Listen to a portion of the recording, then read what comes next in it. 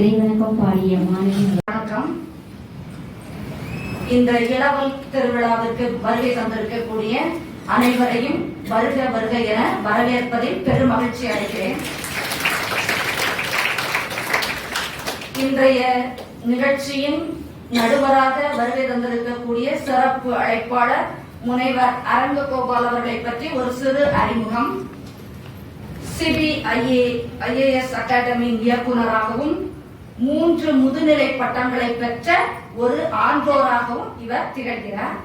30 வருட அனுபவம் மிக்கவர், தன்னம்பிக்கை பேச்சாளர், மிகுந்த நல்ல நற்பண்புகள் நிறைந்தவர், அதே நேரத்தில் மிகுதியான இளம் சமுதாயத்தினருக்கு தன்னம்பிக்கை விதைகளை விதைத்தவர். CBIAS அகாடமி மூலம் ஏராளமானோருக்கு 1000க்கும் மேற்பட்ட TNPSC, வங்கி, UPS ஆபீசர்ஸ், CRB மூலம் ஆசிரியர் முதலானோர்களை உருவாக்கிய பெரும் தலைவர். அவரை பார்த்தவுடனேயே தெரியும் இல்லையா, எளிமையின் அடையாளம். சாதாரண விவசாய குடும்பத்தில் பிறந்து இந்த அளவுக்கு உயர்ந்திருக்கிறார். நம்முடைய கல்லூரிக்கு அவர் புதியவர் அல்ல, பலமுறை வருகை தந்தவர். நான் அவருடன் அலைபேசியில் பேசும்போது இந்த தகவலை எனக்கு சாந்தா பழனிசாமி மேடம் இருக்கும் பொழுது உங்களுடைய கல்லூரிக்கு வந்திருக்கிறேன், கடந்த சில ஆண்டுகளுக்கு முன்பு கூட நான் வந்திருக்கிறேன் என்று சொல்லி மிகுந்த மகிழ்ச்சியோடு சொன்னார். அப்படிப்பட்ட எளிமையான அன்பான சிறப்பு அழைப்பாளர். அவரை நம் துறை சார்பில் வருக வருக என வரவேற்று மகிழ்கின்றோம். நேரம் கருதி மிக சுருக்கமாக அனைவரையும் வரவேற்கிறேன். நம்முடைய கல்லூரி செயலர், முதல்வர், துணை முதல்வர், தேர்வு கட்டுப்பாட்டாளர், புல முதன்மையர், தேசிய மீள்தர நிர்ணய குழுவின் ஒருங்கிணைப்பாளர், தமிழ்துறை பேராசிரியர்கள், இன்றைக்கு இந்த இளவல் திருவிழாவில் கலந்து கொண்டு பேச இருக்கின்ற பேராசிரியர் பெருமக்கள், மாணவியர் முதலிய அனைவரையும் வருக வருக என வரவேற்று மகிழ்கின்றேன். எண்ணிய முடிதல் வேண்டும், நல்லவை எண்ணல் வேண்டும். பாரதிக்கு இன்று பிறந்த நாள். அவருடைய பிறந்த நாளை சிறப்பிக்கும் வண்ணம் இந்த இனிய நிகழ்ச்சியை கவிஞர் கவிதாசன், வானொலி மாமணி ஜே கமலநாதன் அறக்கட்டளையோடு இணைந்து தமிழ்துறையானது இந்த நிகழ்ச்சியை ஏற்பாடு செய்திருக்கின்றது. 2017 முதல் இந்த நிகழ்ச்சி தொடர்ந்து ஆண்டுதோறும் நடைபெற்றுக் கொண்டிருக்கிறது. ஆனால் இந்த வருடம் முப்பெரும் விழா. இதற்கு முன்பு 2017 தொடங்கும் பொழுதும் அது முப்பெரும் விழாவாக இருந்தது. அதன் பிறகு இந்த ஐயா அவர்களுடைய அன்பளிப்பு 2 லட்சம், அதில் வரக்கூடிய வட்டி தொகையை மாணவர்களுக்காக நாங்கள் பல்வேறு போட்டிகளை நடத்தி அவர்களுக்கு அதை பரிசாக கொடுப்பது வழக்கம். இந்த ஆண்டு ஐயா கேட்டுக்கொண்டதற்கு இணங்க 3 விழாக்களை சிறப்பாக நடத்தி கொண்டுள்ளோம். அதில் 8ஆம் தேதி அன்று போட்டிகள், இன்றைக்கு இளவல் திருவிழா. அவருடைய வேண்டுதல் எப்பொழுதும் ஆசிரியர்களையும் நீங்கள் பட்டிமன்றம் மூலம் பேச வைக்க வேண்டும் என்று சொல்லி கேட்டுக்கொண்டார். அதற்கு ஏற்ப நாங்கள் இதை பட்டிமன்றம் என்ற பெயர் வைக்காமல் அவர்கள் இளமை திருவிழா என்று பெயர் வைக்கலாம் என்று சொன்னார்கள். அப்புறம் எங்களுடைய முதல்வர் எப்பொழுதுமே புதுமையான தலைப்புகளை தரக்கூடியவர். அவரிடம் தொடர்பு கொண்டு கேட்ட பொழுது இளவல் திருவிழா என்று வைக்கலாம், நன்றாக இருக்கிறது என்று சொன்னார்கள். அவர்களுடைய ஒப்புதலின்படி இந்த பெயரை வைத்து நாங்கள் இந்த விழாவை இன்றைக்கு சிறப்பிக்க இருக்கின்றோம். இதற்கு வருகை தந்திருக்கக்கூடிய பத்திரிகை அன்பர்கள், தோழி ஆகியோரையும் வருக வருக என தமிழ்துறை சார்பில் மீண்டும் ஒருமுறை வரவேற்கிறேன். பங்கேற்பாளராக இருக்கக்கூடிய மாணவ செல்வங்களையும் ஒருமுறை வரவேற்று அமர்கின்றேன். நன்றி.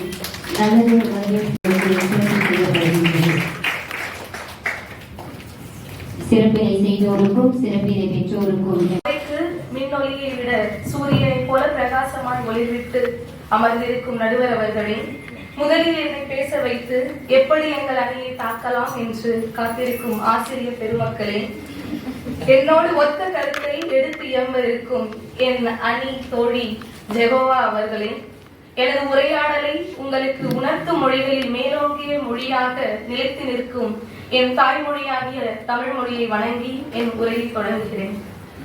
இன்னது நீர்கங்கை யாரெங்கள் யாரே இங்கிதன் மாண்பிற்கு எதிரெது வேறே. பாரதி பாரதி அவன் ஒரு ஜீவ நதி, வற்றாத கங்கை யாரு. ஆழம் காலுக்கு எட்டி விடுமோ என எண்ணலாம் அவரது கவிதைகளை பார்க்கும் பொழுது. ஆனால் கடலை போல ஆழ்ந்து கொண்டிருக்கும் அதன் விளைவுக்குள் சிக்காத எழில், அதாவது அழகு இல்லை. அவர் அதன் வரம்புக்குள் சிக்காத பொருள் இல்லை. புனிதம் அதன் தனி சிறப்பு. இச்சிறப்பு மிகு கவிஞரை இன்றைய நாளில் நாம் பேசவிருக்கிறோம்.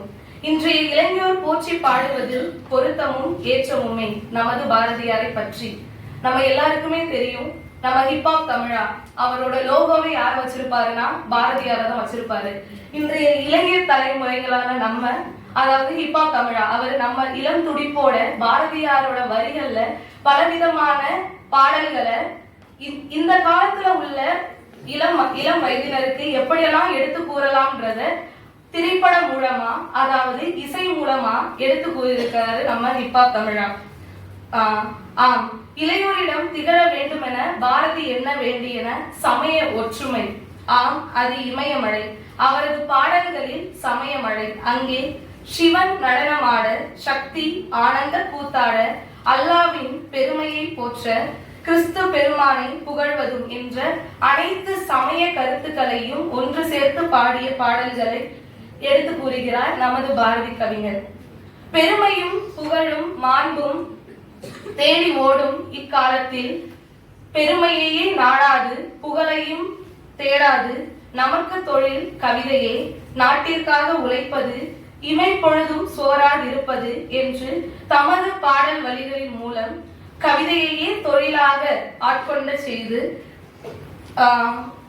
நிறைய கவிதைகளை இளம் வயதினருக்கே எடுத்து கூறியிருக்கிறார் நமது கவிஞர் பாரதி அவர்கள். இந்நாளில் பாரதி விழாவில் எத்தனையோ மேடைகளில் ஐயா சொன்னது போல இன்டர்நேஷனல் லெவலுக்கு பாரதியாரை பத்தி பேசுறாங்க இந்த நாள்ல. அந்த மாதிரி அவருடைய பெருமையை பேசுறதுக்கு எந்த பாடலுமே அவரது பெருமையை பேசுறதுக்கு நிகரா இல்லை. ஏன்னா அவருடைய பாடல் மட்டுமே அவருக்கு புகழ் சூட்டக்கூடிய ஒன்றாவே இருக்கு அப்படின்றாங்க. பொன்னும் மணியும் மிக பொங்கி நின்ற இந்நாட்டில் அன்னமின்றி அழிவார்கள் எத்தனை பேர். அதாவது சமுதாய கருத்துக்களையும் நமது இளைஞர்களுக்கு பாரதியார் அள்ளி தந்திருக்கிறாரு. வறுமையால வாடுறாங்க. ஒரு செல்வமானது ஒரு சாரரிடமே சேர்ந்து கொண்டிருக்கிறது. அப்படின்றப்போ வறுமையில நிறைய பேர் வாடுற நிலைமை இன்னமும் மாறல அப்படின்றதான் நம்ம கவிஞர் பாரதியார் சொல்றாரு. இப்போ நம்முடைய இளம் இளைஞர்கள் நம்ம இருக்கோம். இங்க பேச வந்திருக்காங்க நமது ஆசிரியர் பெருமக்கள், அதாவது நடுத்தரவாதிகள் மற்றும் சமுதாயத்தை பத்தி. நாம என்ன பண்றோம்னா, நமக்கு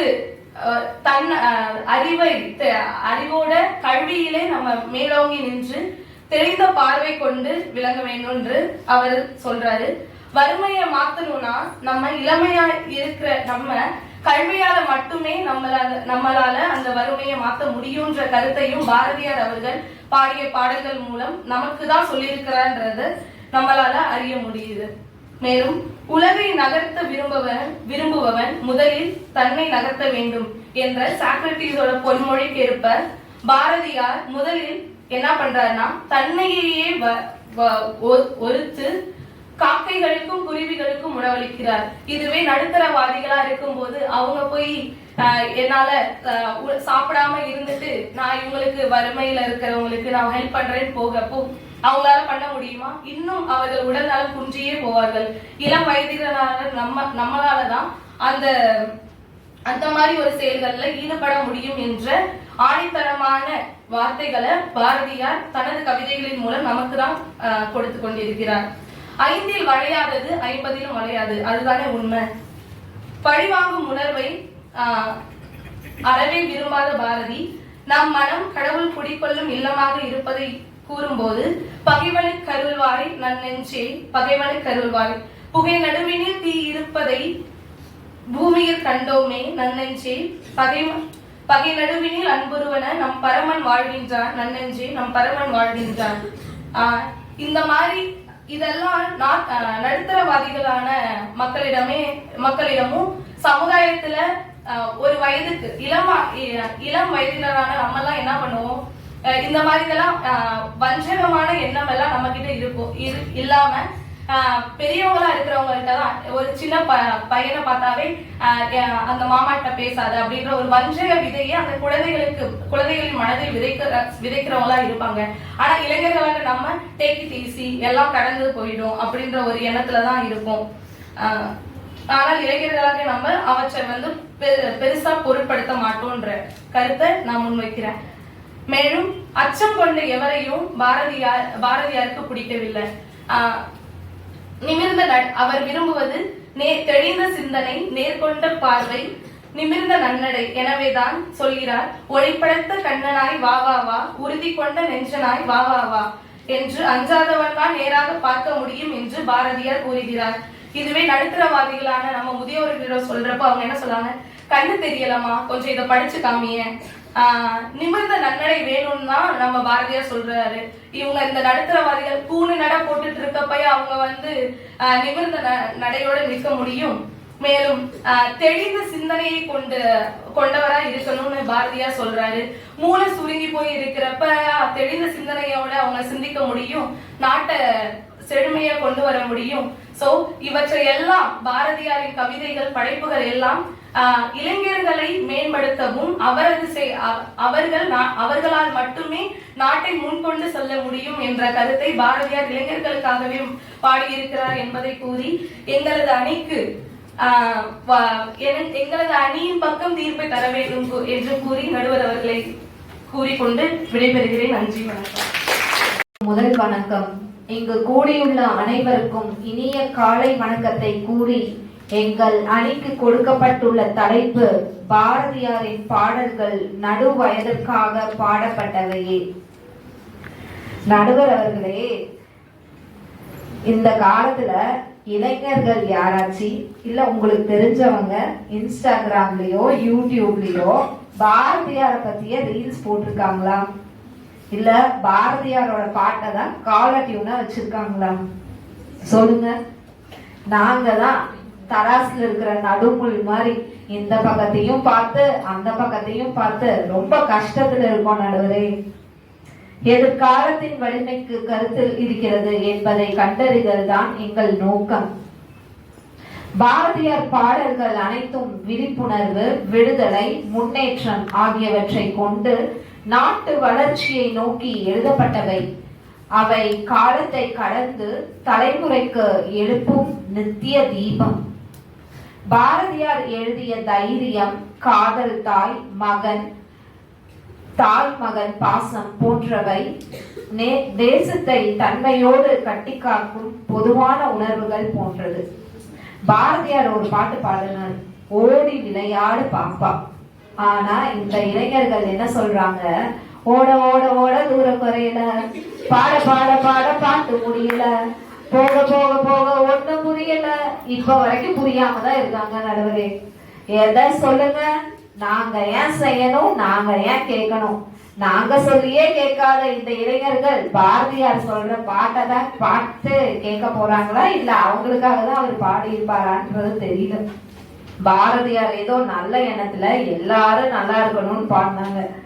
ஆனா இந்த உலகத்துல பார்த்தா இளைஞர் ஆகட்டும், முதுநிலையினர் ஆகட்டும், அவங்க சேஃபர் சைட் மட்டும்தான் பாக்குறாங்க. நடுவரே, இளைஞர்கள் எல்லாம் பாத்தீங்கன்னா ஜாலியா இருக்கணும், என்ஜாய் பண்ணும் லைஃப். இப்ப என்ஜாய் பண்ணாம எப்ப என்ஜாய் பண்ணணும்னு சொல்லுவாங்க.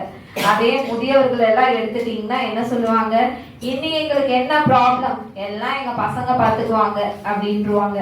இப்போ நடுவுல இருக்கிற தராசு முள்ளு மாதிரி நாங்க எங்க அப்பா அம்மாவையும் பார்த்து, எங்க கணவரோட அம்மா அப்பாவையும் பார்த்து, இந்த சைடு அடிச்சு அந்த சைடு அடிக்கிற மத்தால மாதிரி ரெண்டு பக்கத்துக்கு நடுவுல மாட்டிட்டு முழிச்சிட்டு இருக்கோம். நடுவரை, குறிப்பா பெண்கள் பாத்தீங்கன்னா பாரதியார் அடுப்பூதும் பெண்ணுக்கு படிப்பு இருக்கு அப்படின்ற ஒரு நல்லதுலதான் புதுமை பெண் திட்டங்களை எல்லாம் நிறைய கொண்டு பாடினாங்க.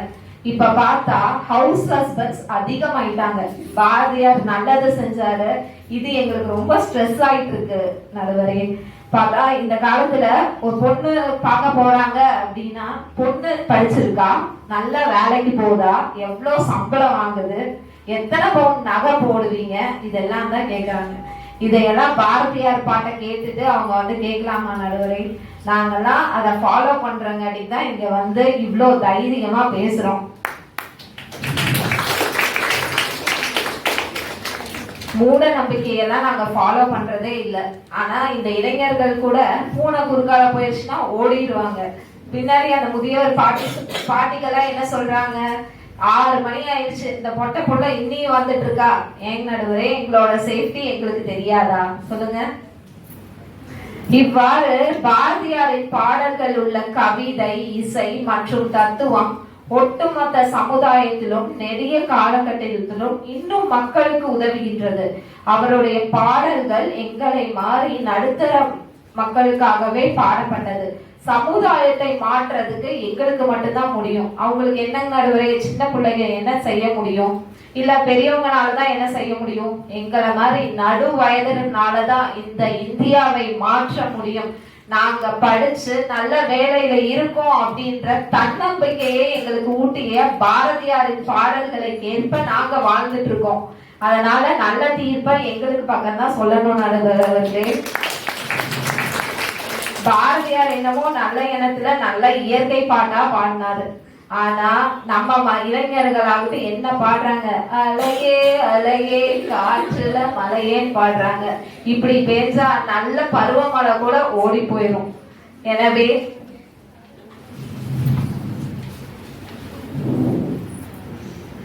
பெருமையை ஊக்குவிக்கவாகவும் அவரின் இசை மற்றும் கவிதைகள் என்று கூறி எத்தனையோ பேர் பல்வேறு காலகட்டத்தில் பாடுகின்றனர். நுகர்வோர் என்ற தலைப்பில் பட்டிமன்றம் பேசும்போது நடுத்தரத்தினர் பாரதியாரின் பாடல்கள் எங்களுக்காகவே பாடப்பட்டது. இனி பாரதியார் பாடல்கள் எளிதாக மாறாமல் இன்று வரை பரவலாக பாடப்பட்டு கொண்டிருக்கின்றன. இந்த கருத்துக்களை எல்லாம் முன்வைத்து தீர்ப்பு எங்க பக்கமா இருக்கணும் நடுவரவரை. ஏன்னா நீங்களும் நடுவுல தான் உட்காந்துருக்கீங்க. அருமையான வாய்ப்பை வழங்கிய எங்கள் கல்லூரியின் செயலர், முதல்வர் மற்றும் தமிழ்துறை தலைவர், ஆசிரியர்கள் அனைவருக்கும் நன்றி கூறி விடைபெறுகிறேன். நன்றி, வணக்கம். மண் தோன்றா காலத்தில் முன் தோன்றிய செம்மொழியாம் நம் தாய்மொழியை வணங்கி இங்கு வீற்றிருக்கும் ஆன்றோருக்கும் சான்றோர்களுக்கும் மாணவியருக்கும் வணக்கத்தை தெரிவித்துக் கொள்கிறேன். மகாகவி பாரதியாரின் பிறந்த நாளான இன்று இந்த அரிய வாய்ப்பை எங்களுக்கு வழங்கிய தமிழ்துறை தலைவருக்கும் பேராசிரியர் பெருமக்களுக்கும் நன்றியை தெரிவித்துக் கொள்கிறேன். நடுவர் அவர்களே, அறிவை தெரிவை என்ற பருவங்களை கடந்து பேரிளம் பெண்ணாக இருக்கும் காரணத்தினாலோ என்னவோ பாரதியார் பாடல்கள் எங்களுக்காக பாடப்பட்டவை என்று உதடுகள் கூட ஒட்டாமல் எங்களால் கூற முடியவில்லை. எனவே பாரதியாரின் பாடல்கள் நம் ஒட்டுமொத்த சமுதாயத்திற்காக பாடப்பட்டவை என்ற கருத்தை முன்வைக்கிறேன். சாதி, மதம், இனம், மொழி அனைத்தும் கடந்து பார்ப்போற்றும் பாரதியாக மகாகவி அனைவராலும் கொண்டாடப்படுகிறார். சமுதாய சீர்திருத்தத்திற்காக பாரத சமுதாயம் வாழ்கவே, பாரத சமுதாயம் வாழ்கவே என்று உரக்க கவிமுரசு கொட்டிய முண்டாசு கவிஞர் நம் பாரதி. சமுதாயம் என்பது என்ன? சமுதாயம் என்பது பல குடும்பங்களின் ஒருங்கிணைப்பு. குடும்பம் என்பது நம் உறவுகளின் பாச பிணைப்பு. இவை அனைத்திலும் கூடி வாழ்தல் என்ற சமுதாய பண்பே அடிப்படையாக அமைகின்றது. உதாரணமாக என் கல்லூரியின் முதல்வர் நம்மை பற்றி குறிப்பிடும் போது நிர்மலா குடும்பம் என்ற வார்த்தையை பெரும்பாலும் குறிப்பிடுவர். குடும்பம் என்றால் என்ன? இந்த நிர்மலா குடும்பம் என்பது மாணவியருடன் சேர்ந்து ஆசிரியர்களும் ஆசிரியரில்லா பணியாளர்களும் சேர்ந்து கூடி வாழ்தல் என்ற உண்மையை நமக்கு உணர்த்துகிறது. இன்றைய காலத்தில் ஒரு பள்ளியில் ஒரு உதாரணமாக நம்ம கல்லூரியில நம்ம மாணவர்கள் படிக்கிறாங்க அப்படின்னா வகுப்பறையில அந்த பாடம் பிடிக்கணும் அப்படின்னா பாடத்தை விட பாடம் எடுக்கிற ஆசிரியரை பிடிக்கணுங்க. அந்த பிணைப்பு அப்படிங்கிறது மிக மிக முக்கியம். இப்ப நம்ம வேதியியல் இதுல சொல்லும் போது கெமிஸ்ட்ரி ஒர்க் அவுட் ஆயிடுச்சுன்னு சொல்லுவீங்க. ஒரு போட்டியாகட்டும் எதுவாகட்டும், ஒரு 2 பேருக்கு இடையில ஒரு நல்ல ஃப்ரெண்ட்ஷிப் இருக்கு, நல்லா இருக்குன்னா உடனே நம்ம என்ன சொல்லுவோம்னா பாண்டிங், அந்த ஃபோர்ஸ் ஆஃப் அட்ராக்ஷன், அதுதான் நம்ம என்ன சொல்லுவோம், கெமிஸ்ட்ரி வந்து நல்லா வேலை செய்யுதுன்னு சொல்லுவோம். அந்த மாதிரி உறவுகள், சமுதாயம் அப்படிங்கிறது கற்றல், கற்பித்தல், அன்பு செய்தல், பிறரை மதித்தல் என்ற எல்லா குணநலன்களுக்கும் சான்றாக அமைகிறது. இன்னைக்கு வந்து நம்ம சமுதாயத்தோட முதுகெலும்பு அப்படின்னு பார்த்தா குடும்பம். அந்த குடும்பத்துக்கு அடிப்படையா அமைகிறது திருமணம். சோ பாரதியார் திருமண உறவை பற்றி குறிப்பிடும் போது, திருமணம் என்பது இரு மனங்களின் புரிதலோடு நடைபெறக்கூடிய ஒரு நிகழ்வாக இருக்க வேண்டும் என்றும், கற்பு நெறி என்பது இருவருக்கும் பொதுவானது என்ற சிறந்த கருத்தை முன்வைக்கிறார். ஆண் அப்படிங்கிறவங்க கற்பை விட்டு தவறு செய்தால் அப்போது பெண்மையும் கற்பழிந்திடாதோ, வீட்டை சுட்டால் நலமான கூரையும் தான் எரிந்திடாதோ என்று குறிப்பிடுகிறார். ஒரு வீடு எரியுது அப்படின்னா அது வீட்டை மட்டும் பாதிக்காது, நல்லா இருக்கிற கூரையும் சேர்ந்து எரிஞ்சு போகும். அதனால வந்து ஒரு கற்பு நெறி என்பது ஒரு குடும்பத்தில் மிக மிக இன்றியமையாததாக கருதப்படுகிறது இருபாலருக்கும். இன்னொன்னு, முன்னாடி பேசின சகோதரி சொன்னாங்க வரதட்சணை அப்படிங்கிறது. ஆனா பண்டைய காலத்துலங்க வரன் அப்படின்னா மணமகன், வது அப்படின்னா மணமகள். சோ மணமகளை திருமணம் செய்வதற்காக அவளுடைய பெற்றோருக்கு கொடுக்கப்படும் தட்சணையாக கருதப்பட்டதே வரதட்சணை. பின்னாளில் அது மாற்றம் கண்டது. ஆனால் அன்றைய காலத்திலேயே பாரதியார் சமுதாயத்தில் வரதட்சணை கொடுமை பெற வேண்டும் என்பதை தன்னுடைய மாப்பிள்ளை விதி என்ற ஒரு கட்டுரையில் விலை என்பதை தெளிவாக கூறியிருப்பார். இன்னொன்று, மூன்றாவதாக பார்த்தோம் ஆனால் ஒரு பெண் வந்து கணவனை இறந்து விட்டால் அவர்கள் விதவையாகவே வாழ வேண்டும் என்ற ஒரு சூழல் இருந்தது. சோ அவர்களை இளைஞர்கள் வந்து திருமணம் செய்து கொள்ள முன்வர வேண்டும் என்று தம் பாடல்கள் மூலம் பாரதியார் அறிவுறுத்தி இருப்பார். விதவை மனம் ஒன்றே விதவை கொடுமைக்கு மாற்றாக அமையும் என்பது பாரதியாரின் கருத்து. ஒரு சமுதாயம் சிறந்த சமுதாயமாக திகழ வேண்டும் என்றால் 3 மைகளை அகற்ற வேண்டும் என்பதில் தீவிரமான கருத்துக்களை பாரதியார் பதிவு செய்திருக்கிறார். 1 கல்லாமை, 2வது இல்லாமை, 3வது தீமை. இவை 3ஐயும் களைதலே சிறந்த சமுதாயம் அமைவதற்கான வழியாக இருந்தது. கல்லாமை என்பது ஒரு கல்வி கற்க முடியாத நிலையில் இருப்பவர்களுக்கான இதை நீக்கி அனைவருக்கும் சமமான கல்வியை உலகிற்கு அளிக்க வேண்டும் என்பதே ஆகும்.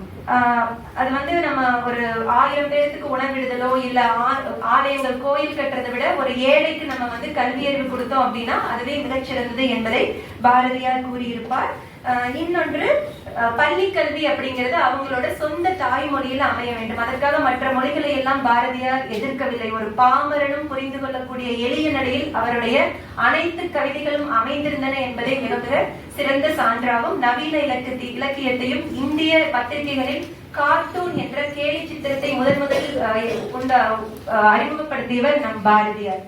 சோ பள்ளி கல்வி அப்படிங்கிறது தமிழ் அவங்களுடைய தாய்மொழியில் அமைய வேண்டும். பிற மொழிகளை வந்து துணை மொழிகளாக கொள்ள வேண்டும் என்ற கருத்தையே அவர் வலியுறுத்தி இருந்தார். சோ ஒரு குழந்தைக்கு சொல்லிக் கொடுக்கும் போது அவங்க வந்து நீதி கதைகளின் வழியாக சொல்லிக் கொடுக்கணும். ஏன் நீதி கதைகள்? அதுல வந்து சில கதாபாத்திரங்கள் இருக்கும். இன்னைக்கு நம்ம ஒரு கதை பாக்குறோம், இன்னைக்கு நீங்க நிறைய ஸ்டோரிஸ் பாப்பீங்க. பார்க்கும்போது அந்த கதாபாத்திரத்தினுடைய ஒரு சிறந்த நிலையை சொன்னோம் அப்படின்னா அவங்க சிறந்த நெறியாளர்களாக விளங்குவார்கள் என்பதை என்ற கருத்தை வலியுறுத்தி இருப்பார்.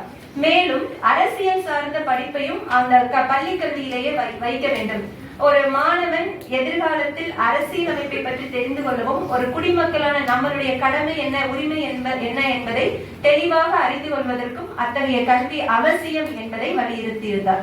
எனவே இது நாம் மாணவர்களுக்காக சொல்லப்பட்ட கருத்துக்கள் என்று எடுத்துக்கொள்ள முடியாது. ஏனென்றால் ஒவ்வொரு மாணவர்களும் நம்முடைய நாட்டின் எதிர்கால சிற்பிகள், விலை மதிக்க முடியாத அணிகலனாக கருதப்படுகிறீர்கள். எனவே இளம் வயதில் போதிக்கப்படும் ஒவ்வொன்றும் அவர்களுடைய எதிர்கால அரசியலை திறம்பட அமைவதற்கும், அரசியல் அமைப்பு நன்றாக இருக்கும் போது நம்மளுடைய நாடு சிறந்து விளங்கும் என்பதிலும் ஒரு தெளிவான சிந்தனையை கொண்டிருந்தார் என்று கூறலாம்.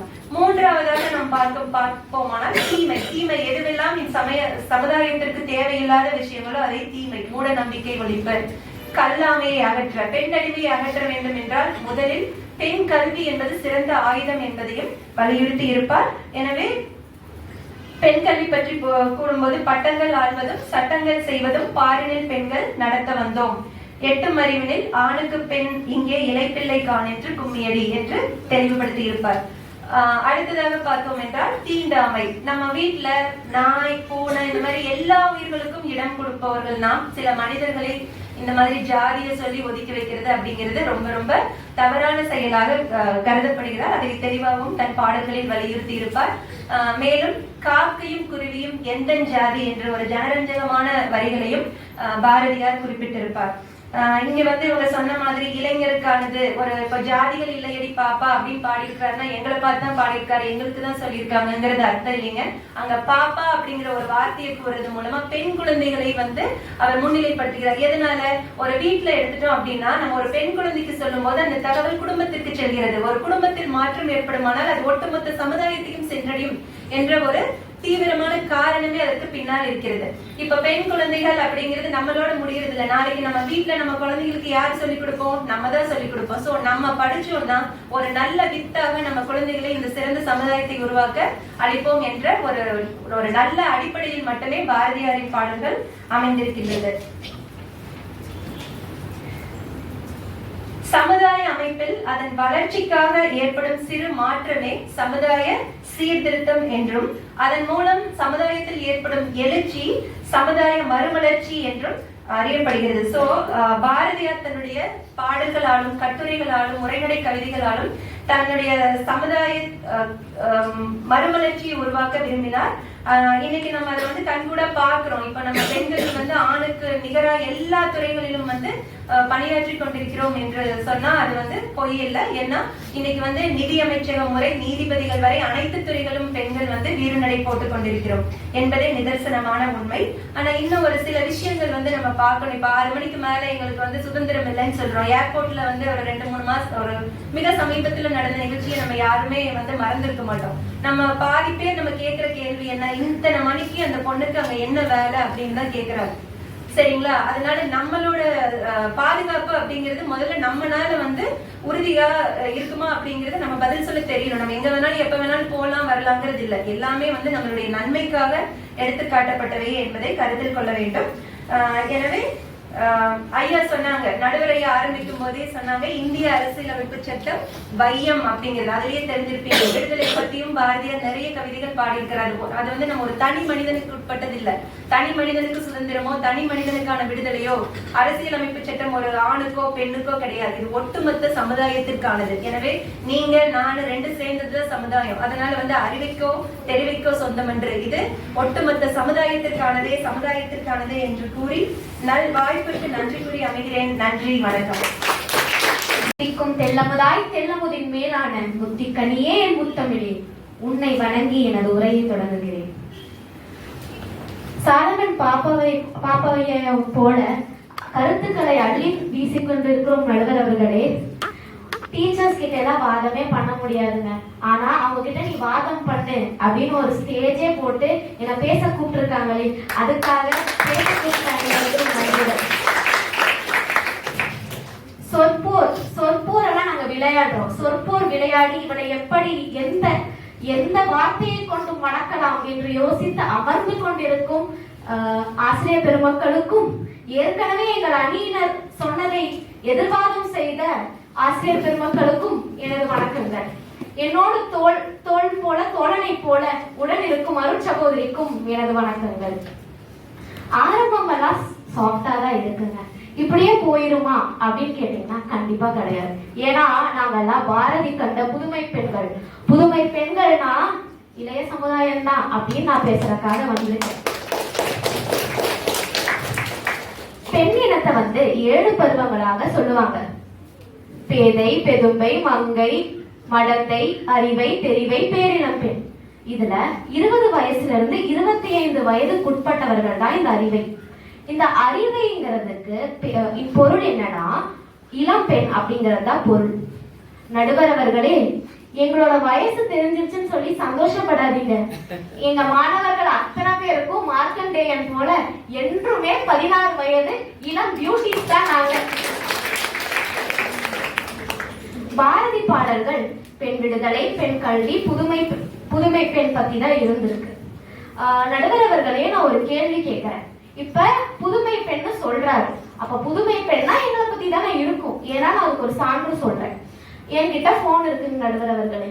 அந்த நடுத்தர வயதினருக்கும் அதை விட வயதானவர்களுக்கும் அந்த போனை கொடுத்தா அவங்க அந்த போனை பார்த்துட்டு ஐயோ இது என்னோட டைப் செல்போன் கிடையாது, என்னோடது மட்டும்தான் என்னால இயக்க முடியும் அப்படின்னு சொல்லுவாங்க.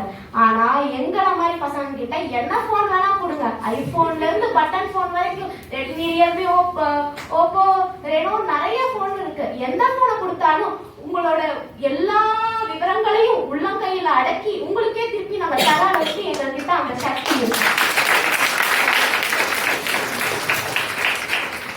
கரெக்ட் தானே? சொல்றது கரெக்ட் தானே? விடுதலை போராட்ட வீரராக முண்டாசு கவியாக பாரதியம் பெண்ணியம் போற்றியுள்ளார். பெண்கள் அறிவை வளர்த்தால் வையகம் பேதமையற்றிடும் காணீர் அப்படின்னு சொல்றாரு. அறிவுங்கிறது முக்கியமான விஷயம் பாரதிய பொறுத்தவரை. அப்ப அந்த அறிவை எப்ப நம்ம வளர்த்து போனா இளமையில் கல்லுன்னு தான் சொல்றாங்க. முதுமையில் கல்லுன்னு நான் இது வரைக்கும் சொல்லி கேள்விப்பட்டதே கிடையாது. ஏன்னா இளமையாகவும் இருக்கும் போதுதான் நம்மளால தெளிவா யோசிக்க முடியும், புதிய விஷயத்தை எளிதா நம்மளால உள்வாங்கிக்க முடியும், மனப்பாட சக்தி இருக்கு, நிறைய இருக்கு. இப்ப ஒரு பாட்டே நம்ம பிளே பண்றோம், நாங்கெல்லாம் அந்த பாட்டு ஒரு 2 தடவை கேட்டாலே முதல்ல இருந்து கடைசி வரைக்கும் அந்த வரியை நம்ம கரெக்டா பாடிடுவோம். அந்த நடுத்தர வயதினரும் அதை விட வயதானவங்கனாலே இது பண்ணவே முடியாது. இப்ப அடுத்து வரவங்க சொல்லுவாங்க இவங்க எல்லாம் சினிமானா இப்படி பண்ணுவாங்க, மத்த இடமெல்லாம் பாருங்க கோட்டையை விடுவாங்கன்னு சொல்லுவாங்க. இப்போ ஒரு 10 ஃபார்முலா கொடுத்தாலும் யார் நடுவர் அவர்களை முதல்ல மனப்பாடம் செய்வா? நாங்க தானே பண்ணுவோம். ஏன்னா எங்களுக்கு எளிதாக எல்லாத்தையும் புரிந்து கொள்ளும் திறன் இருக்கு. தமிழ் மொழியில ஒரே ஒரு ஆயுத எழுத்துதான் இருக்கு. ஆனா பாரதியின் கவிதைகள்ல எண்ணற்ற ஆயுதங்கள் இருக்கு. அது என்ன ஆயுதம்னா எழுத்துக்களை ஒரு ஆயுதமா யூஸ் பண்ணி எழுத்துக்களால நம்ம மனசுல இருந்திருக்காரு. ஆயுதம் ஆயுதம் ஆயுதம்னு சொல்லிட்டே இருக்கறனால நாங்கெல்லாம் தீவிரவாதி பயங்கரவாதி எல்லாம் நினைச்சுக்காதீங்க. எங்களை பார்த்தா உங்களுக்கு பயமா தான் இருக்குன்னு எனக்கு தெரியுது. இருந்தாலுமே நம்ம பயங்கரவாதி எல்லாம் கிடையாது. நாங்க சொல்ற ஆயுதம் கல்விங்கிற ஆயுதம். அந்த கல்விங்கிற ஆயுதத்தை கொண்டு அடிமை நிலையை ஒழிக்கிறோம். புதியன சிந்தித்தல் அப்படின்னு பாரதியார் சொல்லியிருக்காரு. புதுமை எல்லாமே எங்க இளமை கிட்ட இருந்தா வருது. ஒரு சான்றாக இந்த நிகழ்ச்சியோட பேர் என்ன நடுவர்களே? இளவல் திருவிழா. அப்படின்னா இந்த பெயர்ல இருந்தே தெரிஞ்சாலாம் எங்களுக்கு சாதகமா தான் தீர்ப்பே இருக்கு. இந்த தலைப்புகளை எல்லாருமே பார்த்து கேட்டு வந்திருக்கோம். அப்ப நடுவர்களே இதுல இருந்தே தெரிஞ்சுக்கலாம் எங்களுக்காக தான் ஒரு பாடம் வந்திருக்காருன்னு. இப்போ ஒரு போட்டிக்குள்ளார போறோம்ப்பா. போகும்போது முதல்ல ஒண்ணு சொல்லுவாங்க, ரூல்ஸ் அண்ட் ரெகுலேஷன். எங்க போனாலும் முதல்ல ரூல்ஸ் அண்ட் ரெகுலேஷன் அப்படின்னு ஒண்ணு கொடுத்துருவாங்க. அதெல்லாம் படிச்சுக்கிட்டு நம்ம உள்ள போவோம். உள்ள போயிட்டு நடுவில் ஏதாவது நம்ம தெரியாம தவறு பண்ணிட்டோம்னா திருப்பி அந்த ரூல்ஸை படிப்போம். அதுக்காக நம்ம நடுவுல போய் படிக்கணுங்கிறதுக்காக அந்த ரூல்ஸை எழுதுற ஒழிய ஆரம்பத்துல நம்ம படிச்சுட்டு அதுபடி பின்பற்றணுங்கிறதுக்காக தான் எழுதியிருக்காரு. அதே மாதிரிதான் பாரதியாரும் இந்த அவருடைய கவிதைகள் மூலமா இளம் வயதினருக்கு தான் எழுதியிருக்காரு. மற்றவங்க எல்லாம் அதை மறந்துட்டு அவங்க திருப்பி படிக்கிறதுனால அது தெரிவைக்கோ பேரிளம் பெண்களுக்காகவோ எழுதப்பட்டதுன்னு சொல்ல முடியாது. அது அறிவைகளுக்காக எழுதப்பட்டது. அச்சம் தவிர்னு சொல்றாரு. ஒரு பாம்பை பச்சை பிள்ளை கிட்ட கொடுத்தா கூட அது பயப்படாதாமா. பயம்னே அதுக்கு என்னன்னே தெரியாதாமா. ஆனா பாம்பை பார்த்தா படையே நடுங்குது. எங்க கிட்ட எல்லாம் பாம்பெல்லாம் வந்துச்சுன்னு வச்சுக்கோங்களேன், நாங்க அது கண்ணாலேயே மிரட்டுவோம். மிரட்டிட்டு அது கூட துணிந்து நிற்போம். எங்க கிட்ட அந்த சக்தி இருக்கு, தைரியம் இருக்கு. ஆனா பெரியவங்களை பொறுத்த மட்டும் நியூஸ பாப்பாங்க. நியூஸ்ல யாருக்கோ எங்கேயோ எந்த மூலையிலயோ ஏதோ ஒண்ணு நடந்திருக்கும். அதுக்கு போன் அடிப்பாங்க, ஐயோ பாப்பா பார்த்து போ பாப்பா, இந்த ஊர்ல இப்படி நடந்திருக்கு அப்படி எல்லாம் சொல்லுவாங்க. இல்ல பக்கத்து தெருவுல யாருக்காவது நோய் வந்துருச்சுன்னா வீட்டையெல்லாம் சாத்திட்டு வீட்டுக்குள்ளாரியே உட்கார்ந்துருப்பாங்க. இந்த மாதிரி பயந்த சுபாவம் நிறைந்தவர்கள் தான். அவங்களுக்குள்ள இருக்கிறதே பயம் பயம் பயம். அப்புறம் எப்படி அச்சமில்லை அச்சமில்லை அச்சம் என்பது இல்லையே அந்த பாட்டு அவங்களுக்குன்னு சொல்லிப்பாங்க. அது எல்லாம் எங்களோட இளைய தலைமுறையினருக்கு தானே. பாரதியார் புதுமை பெண்களுக்காக ஒரு பாட்டு எழுதியிருக்காரு. உலக வாழ்க்கையின் நுட்பங்கள் தேரவும் ஓது பற்பல நூல் வகை கற்கவும் இலகு சீருடை நாற்றுசை நாடுகள் யாவும் சென்று புதுமை கொணர்ந்து திலக வாழுதலால் எங்கள் பாரத தேசம் ஓங்க உழைத்திடல் வேண்டுமாம். இது புதுமை பெண்களுக்காக எழுதியிருக்காரு. நம்ம இதெல்லாம் பண்றோம். ஆனா முதியவர்கள் ஜெயந்தில பார்த்தாலே பயந்துக்கிறாங்க. அந்த உயரத்தை பாக்குறதுக்கே அவங்க பயந்துக்கிறாங்க. இதெல்லாம் அவங்க பிளைட்டா புடிச்சு போய் வேற ஒரு கான்டினென்ட் போய் அங்க போய் அவங்க கல்வி எல்லாம் சேகரிச்சு நம்ம நாட்டுக்கு உழைக்க முடியுமா நடுவர் அவர்களே? ஆனா எங்க பருவத்துல இருக்கிறவங்க இன்றும் இதை செஞ்சுட்டுதான் இருக்காங்க. அப்படிங்கிறது உங்களுக்கே தெரிஞ்ச ஒன்றுதான். நடுவர் அவர்களே, உங்களுக்கு பயமெல்லாம் இருக்கிறதா? ஏன்னா நீங்க எங்க பருவத்தை கடந்துட்டீங்க, அதனால எனக்கு கொஞ்சம் சந்தேகமாக தான் இருக்கு. அதனாலதான் நடுவர் அவர்களை கேட்டேன். உடலை உறுதி செய், குன்றென நிமிர்ந்திடல், கெடுப்பது சோர்வு, தெய்வம் நீ என்றுணர், ஏறுபோல் நட. நடுவர் அவர்களே, ஏறுபோல் நடன்னு சொல்லியிருக்காரு பாரதியார். நானும் நீங்களும் வேணா நடந்து பார்க்கலாமா? நான் நடந்தா நீங்க ஓடிதான் வர முடியும். அப்படி ஓடி வந்தாலும் என்னை உங்களால பிடிக்க முடியாது. அந்த மாதிரி இருக்கு. அதனால ஏறுபோல் நட அப்படிங்கறதெல்லாம் எங்களுக்கு தான் கொடுத்திருக்காரு. இவையெல்லாம் இளம் பெண்களுக்காக பாரதி சொன்னதல்லவா? எதிர்த்தரப்பினர் பேசினதுல எனக்கு கொஞ்சம் சில என்னோட கருத்துக்களை நான் தெரிவிக்கிறதுக்கு இருக்கேன். நடுவர் அவர்களே, இன்ஸ்டாகிராம்ல நீங்க போடலாம், வாட்ஸ்அப்ல போடலாம் அப்படின்னு வெளிப்புறத்திலேயே சொல்றாங்களே, வெளிப்புற பேச்செல்லாம் இங்க ஆகாது. நம்ம உள்புறத்துல எப்படி இருக்கோங்கிறத இது. இன்ஸ்டாகிராம், பேஸ்புக், வாட்ஸ்அப்ல எல்லாம் நம்ம அதை பத்தி பேசுறதுனால நம்ம பாரதியோட கவிதைகளை உட்வாங்கி இருக்கோமா அப்படிங்கறது ஒரு கேள்விக்குறி. ஆனா நம்ம நாங்கெல்லாம் உள்ளுக்குள்ளார அதுக்காக ஒர்க் பண்ணிருக்கோம். அதுவும் இல்லாம ஓடி விளையாடு பாப்பா அந்த சொன்னாங்க. நடுவர் அவர்களே, இங்க இருக்கிறவங்க கிட்ட நான் கேட்கிறேன், உங்ககிட்ட பாரதியார் ஓடி விளையாடு பாப்பா, நீ ஓய்ந்திருக்கலாகாது பாப்பா அப்படின்னு சொல்லியிருக்காரு. நீங்க போய் ஏதோ ஒரு வயசானவங்க கிட்ட சொல்றீங்க. அவங்க உங்களை ஏதாவது கேட்டாங்கன்னா அதுக்கு நான் பொறுப்பு கிடையாது நடுவர் அவர்களே. அப்புறம் இப்ப திருமணமான எல்லாருமே சொந்த காலில் நின்று அவங்க ஒரு வீடு வாங்கி எல்லாம் பண்ணிதான் கல்யாணமே பண்ணிக்கிறாங்க.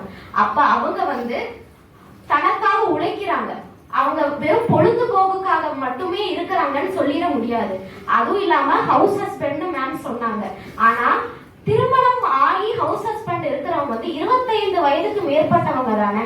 நாங்க தான் 20ல இருந்து 25 தானே. அப்புறம் எங்களுக்குள்ள எப்படி ஹவுஸ் ஹஸ்பண்ட் வேணும்? அதுதான் தன்னோட பொருள் எடுத்து தனக்கு போடுறது அப்படின்னு சொல்றது. அதுதான். அப்புறம் யூத்ல அதாவது இந்த நடுத்தர வயதுல இருக்கிறவங்க சில பேர் என்ன சொல்லிக்கிறாங்கன்னா, நாங்க யூத் அப்படின்னு சொல்லிட்டு சில பேர் இருந்துக்கிறாங்க. சில பேர் பூமர் போட்டுக்கிட்டு போறாங்க. நீங்க முதல்ல இந்த குழுவை சேர்ந்தவங்களா அந்த குழுவை சேர்ந்தவங்களா அப்படின்னு சொல்லிட்டு எல்லாருக்கும் தெரிய வைங்க. அதனாலதான் உங்களுக்கு தெரிவை அப்படின்னு பேர் வச்சிருக்காங்க. அப்புறம் சமூகத்திற்காக பேசினவங்க அப்ப என்ன சொல்றாங்கன்னா, நீங்க எல்லாருமே இந்த சமூகம் தான், நீங்க எல்லாருமே எங்க கூட வந்துருவீங்க அப்படின்னு சொல்லிட்டு எல்லாரும் சொல்லி எங்க பாயிண்ட் எல்லாம் எடுத்து அவங்க பேசுறாங்க. அப்ப அவங்க இதெல்லாம் எங்களுக்காக பேசியிருக்காங்கன்னு சொல்றாங்க. ஆனா அது கிடையாது. ஏன்னா இளைய சமுதாயத்துக்காக பேசியிருக்காங்க. மேம் சொன்னாங்க 6 மணிக்கு மேல வெளியில போகக்கூடாது அப்படின்னு ரெஸ்ட்ரிக்ஷன் எல்லாம் வைக்கிறேன்னு சொல்றாங்க. அந்த ரெஸ்ட்ரிக்ஷன் வைக்கிறது நடுத்தர வயதுல இருந்து அதை விட வயதானவங்க தான் வைக்கிறாங்க. அப்ப கேட்டா பெண்களுக்கு பாதுகாப்பு இல்ல, ஏர்போர்ட் அதெல்லாம் சொல்றாங்க. ஆனா பாரதி அதுக்காக நம்மள இது பண்ணல. அவர் என்ன சொல்லியிருக்காருன்னா, எங்க வேணாலும் பெண்கள் தைரியமா போகணும். என்ன நம்ம கத்து கொடுக்கணும்னா, எப்படி தைரியமாக ஏதாவது ஒரு சூழ்நிலை வந்தா எப்படி நம்மள தற்காத்துக்கணும்னு சொல்லி கொடுக்குறாரு. இப்படி முன்னாடியே எல்லாரும் நினைச்சிருந்தாங்கன்னா நம்ம இன்னும் போய் அடுப்பக்கரையில போய் ஊதிட்டு இருக்க வேண்டியதுதான். அப்புறம் நடுவர் அவர்களே, இந்த வயசு போனா வேற வயசு இருக்கா அப்படின்னு எல்லார் வாயில இருந்து முணுமுணுப்பாங்க. காரணம், இந்த வயசை அனைவரும் ரசிப்பாங்க, மதிப்பாங்க. அதுவும் இல்லாம விவேகானந்தர், அப்துல் கலாம் எல்லாருமே இளைஞர்களாக கூப்பிடுறாங்க. யாருமே புதியவரை கூப்பிடுறது இல்ல. பாரதியாரும் எங்களுக்காக தான் பாடியிருக்காரு. எங்களுக்கு உரிமையானவரை எங்களோட இல்லைன்னு சொல்லி நீங்க பறித்துக்கொள்ள பார்க்கிறீங்க. இது பெரிய பெரிய அநியாயம். அதை நான் வன்மையாக கண்டிக்கிறேன். அப்புறம் பாரதியோட கனவுகள் நம்ம எப்படியோ தொட்டுட்டோம்.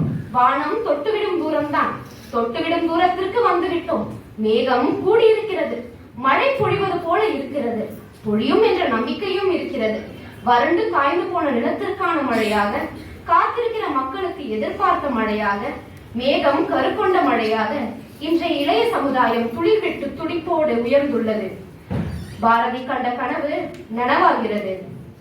போற்றுவோம் போற்றுவோம் பாரதியை போற்றுவோம், பற்றுவோம் பற்றுவோம் அவரது கருத்துக்களை பின்பற்றுவோம் என்று சொல்லி இத சொன்ன அனைத்தும் நகைச்சுவைக்காகவே என்று டிஸ்க்ளைமர் போட்டுவிட்டு எங்களுக்கு சாதகமா தீர்ப்பு சொல்லுங்க அப்படின்னு நடுவரை கேட்டுக்கொண்டு நான் அமர்கின்றேன். நன்றி, வணக்கம். கொண்டு இச்சபையின் நடுவிலே அமர்ந்திருக்கும் நடுவர் அவர்களுக்கும், மதிப்பிற்குரிய ஆசிரியர்கள் அனைவருக்கும், எம் மாணவ செல்வங்களுக்கும் மற்றும் எங்களை எதிர்த்து அமர்ந்திருக்கும் இரு அணியினருக்கும் எம் முத்தான முதற்கண் வணக்கம்.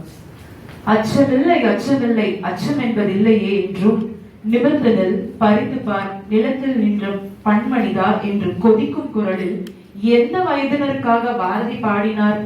பொம்மையுடன் விளையாடும் குழந்தைகளுக்காகவா, அல்லது ஓய்வு எடுத்து அமர்ந்திருக்கும் முதியவர்களுக்காகவா, அல்லது யார் எப்படி போனால் நமக்கு என்ன, நான் நன்றாக இருந்தால் போதும் என்று நினைக்கும் கேடு கெட்ட சமுதாயத்திற்காகவா? கேள்விக்கு பதில் தெரிந்திருந்தால் நான் எதை பற்றி பேச போகிறேன் என்று அனைவருக்கும் தெரிந்திருக்கும். நடுவரே, நான் பேச எடுத்துக்கொண்ட தலைப்பு பாரதியின் பாடல்கள் நடுத்தர வயதினருக்காக பாடப்பட்டவை. ஏமா, என்னோட எதிரணியில உட்கார்ந்து இருக்கும் பொண்ணே, உள்ளங்கையில உலகத்தை வைத்துள்ள இளையோரே, பிரச்சனைன்னு வரும்போது யாரமா தேடி போறீங்க? அம்மா அப்பா அப்படிங்கிற நடுத்தர வயதினரை தானே தேடி போறீங்க. அப்புறம் நீங்க நடந்தா நடுவரே உங்க பின்னால ஓடி வருவாருன்னு சொன்னீங்களே, அவர் 4 மணிக்கே எந்திரிச்சு அவரோட வேலையெல்லாம் முடிச்சு இங்க வந்து நமக்காக உட்கார்ந்து இருக்காரு. நீங்க 4 மணிக்கு என்ன நடக்கும்னு தெரியுமா? 10 மணிக்கு சூரியனே வந்தாலும், ஏன் சூர்யாவே வந்தாலும் பெட்ஷீட் போட்டு 10 மணி வரைக்கும் தூங்கும் இந்த சமுதாயம், இந்த இளையோர். ஆனா பாரதியார் வந்து ஒருவேளை இளையோர்களுக்காக பாடலை பாடியிருந்தாலும் உங்களுக்கு அட்வைஸ் பண்ணதான் பாடியிருப்பாரு. ஆனா நடுத்தர வயதினருக்கு நல்லதோர் வீணை செய்தே வாழ்க்கை வைரத்தில் நீதி வேண்டும் இந்த வரிகளை 8 வயது குழந்தை புரிந்து கொள்ளுமா? இல்லை, நடுத்தர வயதினரே சமூகத்தை மாற்ற முயற்சிப்பார்கள் என்று அவர்களுக்காக பாடினார். எழுந்திரு மணியே, எழுந்திரு மணியே. நம்ம இன்னைக்கெல்லாம் அலாரம் வைக்கிறோம். இது ஒரு அலார பாடல் அல்ல, மாறாக தேசத்தை எழுப்பும் கொம்பு ஓசை. இவற்றை சிந்தனை வளம் உச்சத்தில் இருக்கும் நடுவயதினர் மட்டுமே புரிந்து பயன்படுத்த முடியும். பாராட்டும் உழைப்பே பூமிக்கு தேவையே. இந்த வரி யாருக்கு? பள்ளிக்கூட பையனுக்கா? இல்லை, முடிவு எடுக்கும், உழைக்கும், தொழில் தொடங்கும் நடுத்தர வயது மனிதனுக்கு தேவையான ஊக்க மருந்து இது. சாதி, மதம், வறுமை என்ற தடைகளை உடைத்து செல்வது நடுத்தர வயதினரின் பொறுப்பு. வாழ்க்கை ஓடையில் சொல்லை தோணியாக கொடுத்தவர் நம் மகாகவி. அச்சொற்களை செயலாக்கும் வயது ஒன்று இருந்தால் அது நடுத்தர வயதே. பாரதியார் ஒரு சிந்தனை புயல். அவரது பாடல்கள் குடும்பம் மற்றும் சமூக பொறுப்புகளை ஏந்தி நடத்தும் நடுத்தர வயதினருக்கே பொருத்தமானவை. பெண் என்பது பூமிக்கு செல்வம். நல்ல பாரத நாட்டில் காணோம் இன்று சோம்பேறி. துன்பத்தையும் தாங்கி நிற்போம், வாழ்வில் வெல்வோம் நிச்சயம். இப்பாடல்கள் அனைத்தும் கேட்டு மகிழ அல்ல, கேட்டு செயல்பட பாடப்பட்டவை. நடுத்தர வயதில்தான் கடமைகள், குடும்ப எதிர்பார்ப்புகள், வேலை பொறுப்புகள், சமூக கடமைகள் அனைத்தும் சேர்ந்து வரும். பாரதி அந்த மனநிலையில் தான் இதனை பாடியுள்ளார். பாரதி சமூக புரட்சியை விரும்பினார். அதற்கான உடனடி வீரர்கள் நடுத்தர வயதினர். புரட்சிக்கு முதலில் தைரியம், தீர்மானம், பொறுப்பு, அனுபவம் இவை அனைத்தும் நடுத்தர வயதில் தான் முழுமை பெறும்.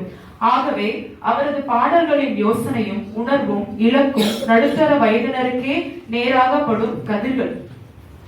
வரதட்சணையை பற்றி கொஞ்சம் பேர் பேசினாங்க, சமுதாயத்தை பத்தி பேசினாங்க. சமுதாயத்துல வந்து மேம் அழகா டெஃபினிஷன் எல்லாம் கொடுத்தாங்க வரதட்சணைக்கு. தட்சணையாக கொடுக்கப்படுவது அப்படின்லாம் சொன்னாங்க. ஆனா கேட்கிற தட்சணை எல்லாம் லட்சங்களிலும் காரும் BMW இப்படி எல்லாம் சொன்னா எங்கங்க அதை தட்சணையா கொடுக்க முடியும்? வரதட்சணையை பற்றி பேசி வரதட்சணையை கேட்பது யார்? மணமகனை தூண்டிவிடும் சமுதாயம். இந்த பேரினம் பெண் என்று சொல்லும் மாமியார் தானே. அப்புறம் எப்படிங்க நீங்க சமுதாயத்துக்காக தான் பாடினாருன்னு சொல்றீங்க? ஒருவேளை பாரதியார் சமுதாயத்திற்காக பாடினாலும் இப்படிப்பட்ட தீமைகளை செய்யாதீங்கன்னு சொல்லி அவங்களுக்கு அறிவுரை தான் கூடியிருப்பாரே தவிர இதை வந்து அவர் வளர்த்திருக்க மாட்டாரு. இளைஞன் கனவு காண்கிறான், முதியவர் நினைவில் வாழ்கிறார்கள். ஆனால் நடுத்தர வயது மட்டுமே கனவும் நினைவும் நிஜமும் ஒன்றாக இணைக்கும் வயது. அன்பானவர்களே, பாரதியின் குரலை கேட்க காதுகள் போதும், ஆனால் செயலாக்கிட இதயம், ரத்தம், தைரியம் நிறைந்த நடுத்தர வயது வேண்டும். சபையின் நடுவிலே அமர்ந்திருக்கும் நடுவரவர்களே, இதை ஏன் நான் சுட்டிக்காட்டுகிறேன் என்றால், தாங்கள் கொடுத்த முத்தழைப்பில் என் தலைப்பும் அதே போல்தான். சமநிலைக்கு நடுநிலை எவ்வளவு முக்கியம் என்று பாரதி அறிந்ததினால்தான் நடுநிலை வயதினருக்காக பாடல்களையும் இயற்றினார் என்று தாங்களும் ஆராய்ந்து அறிவீர்கள். எங்களுக்கு தீர்ப்பை வழங்கி விட்டீர் என்று நம்பி இறைவனுக்கும் அனைவருக்கும் நன்றி கூறி என் உரையை முடித்துக் கொள்கிறேன். நன்றி. வாழ்க நிரந்தரம், வாழ்க தமிழ் மொழி, வாழிய வாழியவே, வானம் அளந்தது அனைத்து வளர்ந்திடும் வன்மொழி வாழியவே என்ற பாரதியின் தமிழ் மொழி வாழ்த்து பாடலோடு என் தாய்மொழியை வணங்கி இந்த அவையிலே என் வாதத்தை முன்வைக்கிறேன்.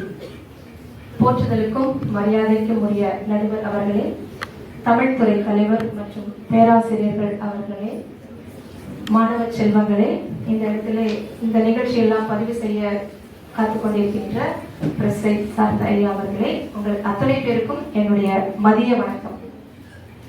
மகாகவி பாரதியார் 20ஆம் நூற்றாண்டின் இணையற்ற கவிஞர். பழமைக்கும் புதுமைக்கும் பாலமாக விளங்கும் பாரதியின் பாடல்கள் சமுதாயத்திற்காக பாடப்பட்டவையே என்பதுதான் என்னுடைய வாதம். ஐயா, அந்த கடைசியில பேசுறதுல ஒரு சங்கடம் இருக்குதுங்களே. ஆடியன்ஸ் சொல்லக்கூடிய பார்வையாளர்கள் இருக்க மாட்டாங்க. நம்ம ஒரு பாயிண்டா எடுத்து எழுதி வச்சாலும் ஒன்னொன்னா எல்லாம் எடுத்துட்டு போயிடுறாங்க. ஆனாலும் சில கருத்துக்களை நான் உங்களோட முன்னாடி நான் வைக்கிறேன். முதல்ல பாத்திமா சிஸ்டர் அவங்க பேசும்போது ஹிப்ஹாப் தமிழா என்ன வச்சிருக்காங்க, அவர் ரவுத்திரம் பழக அந்த இதான் வச்சிருக்காங்க அப்படின்னு சொன்னாங்க. ஒத்துக்கிறேன், ரொம்ப நல்லா புது சிந்தனை. நீங்க முதல்ல ஒரு கருத்தை நல்லா தெரிஞ்சுக்கணும். தலைப்பு என்ன? பாரதியினுடைய பாட்டு யாருக்கானது? அததானே நீங்க சொல்லணும். எல்லாம் நாங்களும் தான் வைக்கிறோம். அதனால நீங்க தலைப்பை நல்லா தெரிஞ்சுக்கணும்னு உங்களுக்கு சொல்றேன். ஏன்னா இள வயது இல்லையா, ஒரு தெளிவு இல்லாம இருக்கிறீங்க, கொஞ்சம் தெளிவாய்க்கோங்க, சரிங்களா? அடுத்தது யார் வராங்க அப்படின்னா நம்மளுடைய சிந்தியா மேடம். அப்பா அம்மா பெரியவங்க எல்லாத்தையும் பார்த்தா வந்தாங்களாம். நாங்கெல்லாம் பார்க்காமையா வந்தோம்? எத்தனை பட்டுகள், நிறைய பட்டுகள் வாங்கிட்டு வந்துருக்கோம். என்ன மாதிரி பட்டு தெரியுங்களா? அல்லல் பட்டு, துன்பப்பட்டு, கஷ்டப்பட்டு, துயரப்பட்டு, இடிபட்டு, அடிபட்டு, மிதிப்பட்டு, இத்தனை பட்டுகளையும் வாங்கிட்டு தானையா இந்த இடத்துல நாங்க வந்து நிக்கிறோம். பேரிடம் பெண்ணுன்னு சொல்றீங்க இல்லையா? அப்போ எங்களுக்கு சில தகவல்கள் எல்லாம் இருக்கும்போது அதை சொல்றோம். இத்தனை பட்டுகளையும் வாங்கிட்டு எல்லாத்தையும் தாண்டிதான் நாங்க இந்த இடத்துல நிக்கிறோம்ன்றது உங்களிடத்துல பதிவு செய்ய விரும்புறேன். இன்னொரு விஷயம், சேஃப்டி அப்படின்னு சொல்றீங்களே மேடம், அந்த 6 மணிக்கு மேல வெளியில போனதுதான் அப்படி நாங்க போக விட மாட்டேங்கிறீங்க, எங்களுக்கு சுதந்திரம் இல்லைன்னு சொல்றீங்க. எல்லாருமே அந்த கருத்தை அணுகுனாங்க. நான் ஒரு வேற மாதிரி விதத்துல அணுகிறேன். 6 மணிக்கு மேல நீங்க வெளியில போக கூடாதுன்னு நாங்க சொல்றோம். சரி சொல்றோம். எதுக்காக சொல்றோம்? 6 மணிக்கு மேல வெளியில போனாலும் உன்னுடைய பாதுகாப்புல நீ கவனமா இருன்னு சொல்றோம். அதுவும் உங்களால ஒத்துக்க முடியல, பரவாயில்ல, அதையும் விடுங்க. 6 மணிக்கு மேல நீ செல்போன் பார்க்காதேன்னு யாராவது சொல்றோமா? நாங்க அந்த செல்போனை நீ பார்த்துட்டு அதுக்குள்ள இருக்கிற வேண்டாத விஷயங்கள் எல்லாம் நீ உள்ள எடுத்துட்டு அந்த விஷயத்துக்குள்ள போய் நீ சிக்கி சின்னாபின்னமாய் மாட்டி வரும்போது கடைசியில் எந்த பேரிடம் என்னதான் அவங்கள காப்பாத்துது? புரியுதுங்களா? அதனால இந்த ஒரு விஷயத்தை நான் உங்களோட முன்னாடி வைக்கிறேன் ஐயா. இது எல்லாமே எதுக்கு நடுவர் ஐயா கிட்ட சொல்றேன் அப்படின்னா, இந்த தீர்ப்பு மக்கள் தீர்ப்பே மகேசன் தீர்ப்பு அப்படின்னு நீங்க சொல்ல முடியாது. ஏன்னா மக்கள் அனைவரும் விளவலாக இருக்கிற காரணத்தினால ஐயா நீங்க வந்து ஒத்த வயதுடையவர்கள் ஒத்த கருத்துடையவர்களா இருப்பாங்களா? எங்களை பேரிடம் பெண்ணில சேர்த்ததுனால நீங்கள் எங்கள் பக்கம் தீர்ப்பு நன்றாக சொல்லுவீர்கள் அப்படிங்கிற ஒரு நம்பிக்கையை உங்க இடத்துல கேட்கிறையா. அடுத்தது நம்மளுடைய ஜெனோவா அம்மா அருமையான கருத்துக்கள் பதிவுகள் எல்லாம் கொடுத்து நான் ரொம்ப அருமையா பேசினாங்க. எனக்கு நிறைய கருத்துக்கள் வந்துச்சு. ஆனா ஒரு சின்ன சின்ன கருத்துக்களுக்கு மட்டும் நான் உங்களுக்கு சொல்லிடுறேன். அதாவது சொற்பூர்ல எங்களை மடக்க வந்துட்டாங்க. ஐயோ தங்கங்களே, உங்களை மடக்குனோம்னா நாங்க உங்களை மேலே ஏற்றி வச்சிருக்க மாட்டோமே, நாங்க தானே உங்களை தூக்கி விட்டோம். உங்களை தூக்கி விட்ட ஒரு பேரிழம்பெண் இங்கதான் உட்கார்ந்து இருக்கிறாங்க. அவங்களுக்கு ஒரு கைத்தட்டல் கொடுத்துருக்கோம். அவங்க பேரிழம்பெண். அப்புறம் மனப்பாடம் வந்து நாங்க எல்லாத்தையும் அதிகமா மனப்பாடம் 16 வயசு எப்பவே நல்ல மனப்பாடம் பண்ணி வச்சுக்குவோம் அப்படின்னு சொல்றீங்க. உண்மைதான், 16 வயசு இளம்பென்று பயமறியாது, எதை பத்தியும் பயந்துக்காது, தனக்கு வர தீமையை பத்தியும் பயந்துக்காது. இப்ப மனப்பாடம் நல்லா வச்சுக்குவீங்க. ஆனா இன்னொரு விஷயம் சொல்றேன், அம்மா உங்க வீட்டுல ஒரு 4 வேலையை ஒன்னா கொடுத்து இதெல்லாம் முடிச்சுட்டு அடுத்த வேலை போய் வீட்டுல போய் வீட்டை கூட்டி விடு, அடுத்தது பாத்திரத்தெல்லாம் கழுவி, அடுத்தது ஒரு துணியெல்லாம் காய்பட்டு எடுத்து அடுத்த படிக்கும் போது இப்படிதான் நீ உட்காந்து செய்யணும் ஒரு வேலையா சொன்னாங்கன்னா, ஒரு வேலை முடிச்சதுக்கு அப்புறம் என்ன சொன்னாங்க யோசிப்பீங்களா இல்லையா? 4 வேலையை 4 தடவை போய் அம்மாட்ட கேட்டீங்க, உண்டா இல்லையா? அடுத்தது அதனால ஏறு போல் இட வயதில் நடந்தால்தான் முதுமையில் நன்றாக நிற்க முடியும் அப்படின்னு நீங்க சொன்னீங்க இல்லையா? ஜனவா, உங்களுக்காக சொல்றேன். ஏறு போல் உங்களை நடக்க சொன்னாங்க. எதுக்கு நடக்க சொன்னாங்க? ஐயா கூட நீங்க நடந்தீங்கன்னா ஐயானால முடியாது, நீங்க தான் ஏறு போல நடப்பீங்கன்னு சொன்னாங்க. ஏறு போல தைரியமா நீங்க இளவயதுல நீ நடந்தேன்னா தான் சமுதாயத்துல நாளைக்கு இருக்கிற பிரச்சனைகளை நீ அணுகிறதுக்கான தைரியம் உங்ககிட்ட வரும் அப்படின்னு உன்னை நாங்க கைய பிடிச்சு கூட்டிட்டு போறோம், நீ ஏறு போல நடந்து வான்னு சொன்னது சமுதாய சிந்தனை தான் பாரதியோட தங்கமே. சரிங்களா? அடுத்தது என்னுடைய கருத்துக்களை ஒரு சீக்கிரத்துல முடித்துக் கொள்கிறேன். வேலூர் மாவட்டம் திருப்பத்தூர்ல வழக்கறிஞரா இருக்கிறாங்க பெற்றோர்கள். அவர்களுக்கு 3 பெண் பிள்ளைகள் இருக்கிறாங்க. அந்த 3 பெண் பிள்ளைகள் ஒருத்தருடைய பேரு ஸ்னேகா, இன்னொருத்தருடைய பேரு மும்தாஜ், இன்னொருத்தர் ஜெனிஃபர். அவங்க குடும்பத்துல அந்த 3 விதமான பேரை வச்சு ஒரு மத நல்லிணக்கத்தை உருவாக்கியிருக்காங்க. அதுல அந்த குடும்பத்துல அந்த ஸ்னேகா அப்படிங்கிற பெண் என்ன செஞ்சிருக்காங்க அப்படின்னா, அந்த சாதி சான்றிதழ் அப்படின்னு சொல்றோம் இல்லைங்களா, அந்த சாதி சான்றிதழ்ல எனக்கு சாதி என்ற பெயர் வேண்டாம் அப்படின்னு சொல்லிட்டு நான் ஒரு இந்தியன் என்ற இடத்துல அப்படி போட்டு வாங்கியிருக்காங்க. இது மாதிரி எதுக்கு சொல்றேன் அப்படின்னா, பாரதியார் அந்த காலத்துல பாடி வச்சாரு. என்ன பாடி வச்சாரு? மோதி மிதித்து விடு பாப்பா, அவர் முகத்தில் உமிழ்ந்து விடு பாப்பான்னு பாடினார். ஏன்? சாதியால யாரோ உன்னை பிளவுபடுத்துகிறார்களோ அவர்களை எதிர்த்து போராடுன்னு சொல்லிட்டு பாரதி பாடி வச்சாரு. சமுதாய சிந்தனை அல்லவா? நீங்க எப்படி அறிவைக்கும் தெரிவைக்குமாக பேசினார், இடம்பெண்ணுக்காக பேசினார் அப்படின்னு நீங்க சொல்றீங்க.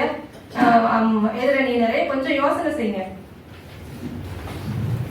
அடுத்தது ஐயா, பெண் விடுதலை அப்படின்னு சொன்னா நம்மளுடைய இளைய தலைமுறையினர் என்ன சொல்றாங்கன்னா, ஃப்ரீடம் ஃப்ரீடம் ஃப்ரீடம். அதுதான் அந்த சிந்தியா மேமுக்காக நான் சொன்னேன். ஃப்ரீடம் அப்படிங்கிறது நம்ம வெளியில போறது, நம்ம இந்த 6 மணிக்கு மேல போறது, அதெல்லாம் ஃப்ரீடம். ஃப்ரீடம் அப்படிங்கிறது என்னன்னா, நம்மள கிட்ட இருக்கக்கூடிய வேண்டாத எண்ணங்கள் அது எல்லாமே வெளியில போச்சா, அதுக்கப்புறம் நீ உண்மையா இருக்கிறியா, அதுதான் உண்மையான சுதந்திரம். அந்த வெளியில என்னென்ன அதாவது அதுதான் பாரதி சொல்றாரு, கும்மியடி பெண்ணே கும்மியடி கை, தமிழ்நாடு முழுவதும் கைப்பற்றி கும்மியடி அப்படின்னு பாடுறாரு. சோ நம்ம பிடித்த பிசாசுகள் போனாதான் நம்ம ஃப்ரீடமா இருக்க முடியும். பிசாசுகள் அப்படிங்கிறது மூடமை, கயமை, அறியாமை, எல்லா ஆமைகளும் நம்மளை விட்டு தொலைஞ்சு போனாதான் நம்ம எப்படி இருப்போம், நாட்டுல சுதந்திரமா நடமாட முடியும். ஆமா தானே? இல்லைன்னா நம்ம கிட்ட என்ன இருக்கு, ஒரு தப்பு, அவகிட்ட நம்ம ஒரு தப்பு செஞ்சுட்டோம் அப்படிங்கிற ஒரு குறைவு மனப்பான்மையில, ஒரு தாழ்வு மனப்பான்மையில இருந்துகிட்டே இருக்கணும் இல்லைங்களா? அடுத்தது பாரதியார் என்ன சொல்றாருன்னா, நிறைய சமுதாயத்துல என்ன கேள்வி, அந்த காலத்துல ஆண் மட்டும்தான் வீட்டுல கல்வி கற்கணும், பெண்களுக்கு கல்வி இருக்கு, அடுப்பூது பெண்ணுக்கு படிப்பதற்கு அப்படின்னு சொன்னாங்க. ஆனா பாரதி என்ன சொல்றாரு, பட்டங்கள் ஆடுவதும் சட்டங்கள் செய்வதும் உங்களுக்கு தெரியும். சொல்லுங்க, பாரினில் பெண்கள் நடத்த வந்தோம், 8 மறிகளில் ஆணுக்கு இங்கே பெண், இளைப்பிள்ளை பார் என்ற கும்மியடி அந்த காலத்திலேயே பாட்டு பாடினாரு. அதுபடி சமுதாயத்துல, அதே மாதிரி சமுதாயத்துல இந்த காலத்துல எப்படி நடந்து கொள்ளணும் அப்படிங்கிறது உங்களுக்கு தெரியுமா? முதலாவது எனக்கு ஒரு சின்ன ஒரு குறுஞ்செய்தி வந்தது. அம்மா, நாளைக்கு இந்த தகவல்கள் எல்லாம் நீ கொண்டு வா கல்லூரிக்கு அப்படின்னு ஒரு பெண்ணுக்கு நான் தகவல் கொடுக்குறேன். குறுஞ்செய்தி மெசேஜ் சொல்றீங்க இல்லையா, அனுப்புறேன். அங்கிருந்து ஒரு பதில் வருது, கே மேடம். கே மேடம் அப்படின்னா என்னன்னா, ஓகே அப்படின்னு சொல்றத கே. ஒரு ஆசிரியர்கிட்ட எப்படி பேசணும், எப்படி தகவல்களை பரிமாறணும்னு தெரியாத ஒரு சமுதாயம். புரியுதுங்களா? அதே ஒண்ணும் இல்ல, நம்மளுடைய இந்த காரிடர்ல நம்ம நடக்கிறோம், இங்கிருந்து அந்த டிபார்ட்மெண்ட் போறோம், இந்த டிபார்ட்மெண்ட் வருகிறோம், நம்மளுடைய கல்லூரி வளாகத்துக்குள்ள நடந்துட்டே இருக்கிறோம். அந்த நேரங்கள்ல நம்மளுடைய கல்லூரியில நம்மளுடைய சிஸ்டர்கள், பேராசிரியர்கள் எத்தனையோ பேர் நடக்கும். எத்தனை பேர் உங்களோட மனசு தொட்டு சொல்லுங்க, அவங்க செல்வதை நீங்கள் அறவத்தை கண்டு நீங்கள் அவங்களுக்கு வணக்கம் சொல்றீங்க, குட் மார்னிங், குட் ஆஃப்டர்நூன் சொல்றீங்கன்னு எத்தனை பேர் மனசு தொட்டு சொல்லுங்க பார்க்கலாம். அதுதான் அந்த சமுதாயத்துல எப்படி நடந்து கொள்ளணும் அப்படிங்கிறது கூட இந்த காலகட்டத்தில் பிள்ளைங்களுக்கு சொல்லி கொடுக்கக்கூடிய கட்டாயத்தில் இந்த வயதுல நாங்கள் இருக்கிறோம் நடுவர் அவர்களே. ஆகவே இதை தங்களுடைய கவனத்தில் வைக்கிறேன். அதே மாதிரி அந்த ஆங்கிலேயர் காலத்துல அடிமைப்பட்டு கிடந்த நேரத்துல சுதந்திர உணர்வை ஊட்டியவர் தான் யாருன்னா பாரதியார். அப்ப என்ன பாட்டு பாடுறாங்கன்னா, வெள்ளை நிறத்தொரு பூனை எங்கள் வீட்டில் வளருது கண்டீர் அப்படின்னு. அந்த வெள்ளை நிறத்து பூனை அப்படிங்கிறது யாரு சொல்றாரு? அந்நியர்கள் நம்மளை ஆட்சி செய்யும் பொழுது நம்ம எப்படி நம்ம மதத்தால், இனத்தால், மொழியால் பிளவுபட்டு கிடக்கிறோமோ அந்த பிளவுகளை எப்படி நீக்கணும், கல்வி அறிவு ஒண்ணு அப்படின்னு இருந்துச்சுன்னா நம்மளால நீக்க முடியும் அப்படின்னு சொல்லிட்டு கல்வி அறிவுல ரொம்ப முக்கியமான கவனம் செலுத்துறாரு. அதே மாதிரி சமுதாயத்தை தொலைநோக்கு சிந்தனையோடு அணுகக்கூடிய ஒரு தீர்க்க தரிசி தான் நம்மளுடைய பாரதியார். பாரதியாருக்கு வந்து ஒரு பெரிய வியூகம், அதாவது முன்னாடி என்ன நடக்கும் அப்படிங்கிறது அந்த வயசுலயே அவர் யூகம் பண்ணியிருக்காரு. ஒரு சமுதாயத்தை பத்தின ஒரு வியூகம் என்னன்னு கேட்டீங்கன்னா, திருப்பூர் குமரன் தெரியுமா எல்லாத்துக்கும்? சுதந்திர போராட்ட வீரர். அவருடைய கடைசி காலம், அவருடைய மூச்சு போகும்போது எப்படி இருந்துச்சு அப்படின்னா, அந்த கொடியை பிடிச்சு, அதனால அவருக்கு என்ன பேர் வச்சாங்கன்னா கொடியாத்த குமரன் அப்படின்னு சொன்னாங்க. அந்த கொடியை பிடிச்சிட்டே அவர் என்ன பண்றா, அவருடைய உயிர் மாயுது. என்னன்னா வெள்ளையர்கள் வெளியேறு, வந்தே மாதரம் வந்தே மாதரம் சொல்லிக்கிட்டே அவருடைய உயிரை மாய்க்கிறார். அந்த நேரம் அதை வந்து நம்மளுடைய பாரதி அவரோட பாட்டுல பாடுறார். எத்தனை பேருக்கு இந்த இளைய சமுதாயினருக்கு அந்த பாட்டு தெரியும்னு எனக்கு தெரியல. ஒரு 2 வரி பாடுறேன். நம்பற்குரிய தங்கள் நல்லுயிரீந்தும் கொடியினை காப்பார் தாயின் மணி கொடி பாரி. எத்தனை பேர் நம்ம அந்த கொடிக்கம்பத்து கீழே நின்றுட்டு நம்ம பாடுறோம். நம்மளுடைய கல்லூரியில பாடகர் குழு ஜெனாவா அவங்களுடைய குழு பாடுவாங்க. அப்ப எத்தனை பேர் நம்ம பாடுறோம் முதல்ல நம்ம யோசிக்கணும். இளைய தலைமுறையினர் சமுதாயத்துக்கான சிந்தனைகள் பாரதியார் அதிகமா கொடுத்திருக்காரு அப்படிங்கிறத முதல்ல யோசிக்கணும். அடுத்ததான் இன்னும் சில கருத்துக்களையா, அறிவை வளர்த்திட வேண்டும், வயிற்றுக்கு சோறிட வேண்டும், இங்கு வாழும் மனிதருக்கெல்லாம் பயிற்சி பல கல்வி தந்து இந்த பாறை உயர்த்திட வேண்டும் அப்படின்னு அவர் யாருக்கு?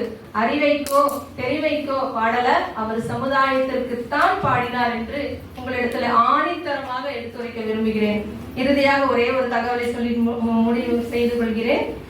இந்த பெண் அப்படிங்கிற ஒரு சமுதாயத்தில் எப்படி நடந்துக்கணும் அப்படின்னா, எத்தனையோ இந்த கருத்துக்களை முதலையே பதிவு செஞ்சுட்டாங்க. எப்போ இந்த மாதிரி நடக்க முடியும்னா, நம்ம கிட்ட எந்த விதமான ஒரு குற்ற உணர்ச்சிகளோ ஒழித்து மறைத்து பேசுதல், புறம் கூறுதல், இந்த மாதிரியான விஷயங்கள் இல்லாத இருக்கிற நேரத்துலதான் நம்மளால என்னது அந்த ரெஸ்பான்சிபிலிட்டின்னு சொல்லக்கூடிய பொறுப்புகளை உணர்ந்து, நான் இந்த மாதிரி பொறுப்புகளை உணர்ந்து செய்யக்கூடிய காலகட்டத்துல மட்டும்தான் இந்த பாடலுக்கு நம்மளால செவிசாய்க்க முடியும். நிமிர்ந்த நல்லடை, நேர்கொண்ட பார்வையும், நிலத்தில் யாருக்கும் அஞ்சாத நெறிகளும், திமிர்ந்த ஞானச்செருக்கும் இருப்பதால் செம்மை மாதர் திரும்புவதில்லையாம். எந்த ஒரு உங்களை ஆழி பேரலையே வந்தால் அசைக்க முடியாது, உன்னுடைய கொள்கையில் நீ உறுதியாக இருந்தார் இல்லைங்களா? சோ அதனாலதான் பெண் சமுதாயத்திற்காகத்தான் பாடினாரே தவிர அவர் இளையோருக்காகவோ இல்ல 16 வயதினருக்காகவோ அவர் பாடலை அப்படிங்கிறத மீண்டும் ஒரு முறை ஐயா உங்களிடத்துல பதிவு செய்ய நான் தயங்குவதே இல்லை. இத்தனை சிந்தனைகள் அடங்கிய பாரதியாரின் பாடல்கள் சமுதாயத்திற்காகத்தான் பாடப்பட்டது. இந்த நேரத்திலே முப்பெரு விழாவை நம்ம எடுத்துக்கொண்டிருக்கிற இந்த நேரத்திலே பாரதியினுடைய கருத்துக்களை இந்த மேடையிலே பகிர்ந்து கொள்வதற்காக வாய்ப்பு நல்கிய பேராசிரியர் மகேஸ்வரி மேடம் அவர்களுக்கும் எங்களுடைய கல்லூரி நிர்வாகத்திற்கும் நன்றி கூறி நல்ல வாய்ப்புக்கு நன்றி பாராட்டுகிறேன். நன்றி. கருத்தினை பின்னுள் நின்று விளங்கிய மெய்ப்பினை நன்னுகின்றவர் நான் தொழும் தெய்வமே. எல்லாம் வல்ல இறைவனை வாழ்த்தி வணங்கி இந்நிகழ்ச்சியை மேன்மையுற சிறப்பித்தமைக்கு நன்றி கூறுகின்றேன். மன்னவர் போல் கவி செங்கோல் ஏந்தி வசன கவி வளமாக வார்த்த கவியாய் வானத்தை மண்ணுக்கு வரமாக்க வேண்டி வானத்தை அழைக்கின்ற வளர்வீசை கொண்டு ஞானத்து களஞ்சியமாய் எந்நாடும் நிமிர்கின்ற எம் கவிஞன் தமிழ்நாடு கண்டெடுத்த அரிய பொக்கிஷம் மகாகவி பாரதி பிறந்த நாளில் இளவல் திருவிழாவில் நடுவராக வீற்றிருந்து நியாயத்தின் சின்னமாய் போட்டியின் உயிர் நாடியாய் வார்த்தைகளில் வீரம் காட்டி கருத்துக்களை செறிவுடன் அளித்து நீதிக்கு ஆதாரமாய் திகழ்ந்த திரு அகவதி அரங்ககோபால் ஷிபி IAS அகாடமி மையத்தின் நிறுவனர் அவர்களுக்கு எம் கல்லூரி செயலர், முதல்வர், எம் தமிழ்துறை மற்றும் பங்கேற்பாளர்கள் அனைவரின் பெயராலும் மனமார்ந்த நன்றியை தெரிவித்துக் கொள்கின்றோம். பாரதி மூச்சு காற்று, அதில் இயக்கம் பெற்று இயங்கி அவரது பாடல்கள் எனும் ஜீவநதியில் புனிதம் பெற்று காற்றின் வீச்சின் உரையில் எடுத்துரைக்க இளவல் திருவிழாவை அலங்கரித்த அன்பான அறிவை அணியினர் மற்றும் அறிவான தெரிவை அணியினர், பண்பான பேரிளம் பெண்கள் அனைவருக்கும் எம் மனமார்ந்த நன்றியினை தெரிவித்துக் கொள்கின்றோம். அழைத்தவுடன் மனமிறங்கி தங்கள் நேரத்தையும் காலத்தையும் பாராது எம் துறைக்காக இந்நேரம் வரை செலவிட்டு தங்கள் மேலான பங்களிப்பை அளித்த பேராசிரியர்கள், மாணவியர் அனைவருக்கும் மீண்டும் ஒரு முறை மனமார்ந்த நன்றியினை தெரிவித்துக் கொள்கின்றோம். தமிழ் துறை தலைவர் மற்றும் துறை பேராசிரியர்கள் அனைவருக்கும் மனமார்ந்த நன்றியினை தெரிவித்துக் கொள்கின்றோம். பொறுமையோடு இவ்வளவு நேரமாக இருந்து இந்நிகழ்ச்சியினை அலங்கரித்த என் மாணவ செல்வங்கள் உங்கள் ஒவ்வொருவருக்கும் மனமார்ந்த நன்றியினை தெரிவித்துக் கொள்கின்றோம். இறுதியாக ஊடகத்துறையினருக்கும் என் நன்றியினை தெரிவித்துக் கொள்கின்றோம். நன்றி. அழகு தமிழில் வார்த்தைகளை கோர்த்தெடுத்து இனிமையான நன்றியுரை